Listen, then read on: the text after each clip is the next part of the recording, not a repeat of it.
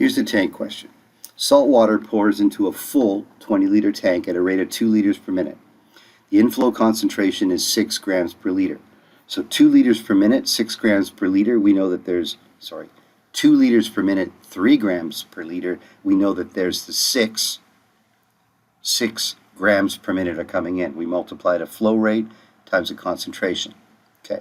The brine in the tank is well mixed and it drains out at a rate of 4 liters per minute. So now the flow rate in is 2 and the flow rate out is 4, so the volume is not constant.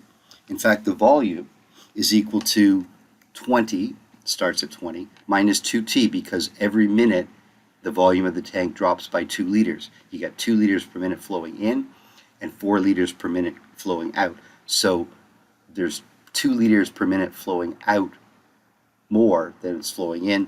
So the volume is equal to 20 minus 2t. Starts at 20, and every minute I drop 2 liters, the volume drops 2 liters. Okay, y is going to be equal to the grams, the amount of grams in the tank. So y prime is in grams per minute.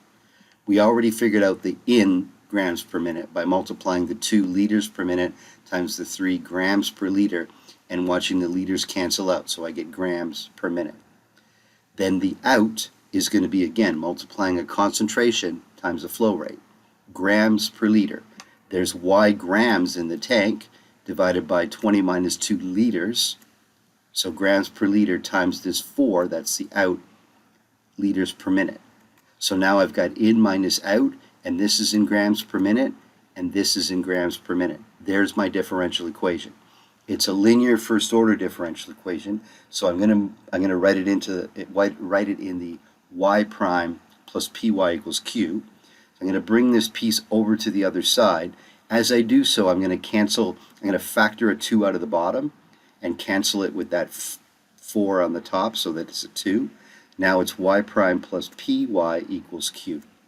I need my integrating factor. That's e to the integrate p. So when I'm integrating, so this is the p, e to the integrate p.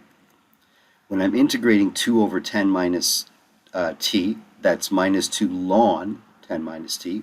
Oh, this minus is from, if I differentiate the ln of 10 minus t, that's 1 over 10 minus t, but multiplied by minus 1 because of the chain rule.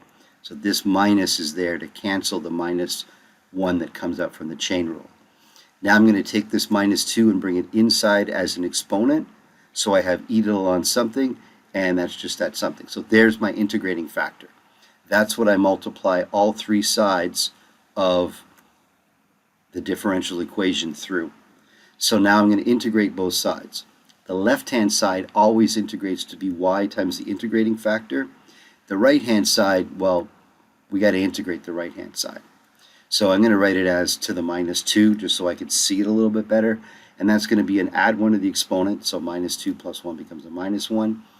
Divide by what's up top, so that'd be divided by minus 1, but chain rule, if I differentiate, that's going to be another minus, so the minus and the minus, that's why it's a plus here. If I'm not comfortable with this step just verbally, then you can do a u substitution, let u equal to 10 minus t, and integrate that way.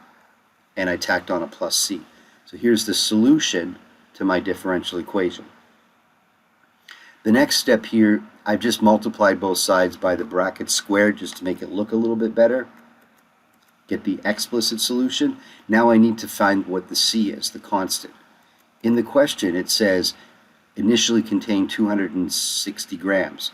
So when t is equal to 0, y is equal to 260. So sub that in, that's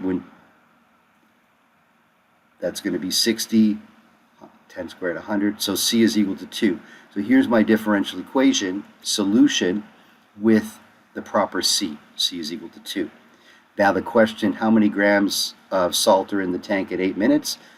That's just making t equal to 8, and I get 20. There's 20 grams.